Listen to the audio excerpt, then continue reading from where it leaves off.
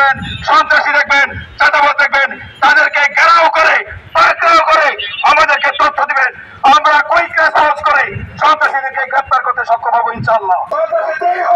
যত বড় শক্তিশালী আপনি তাদের বিরুদ্ধে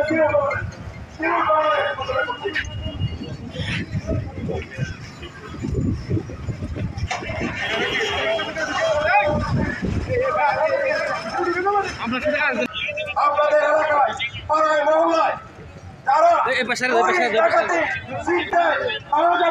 দর্শন গণদর্শন করে চাঁদাবাজি করে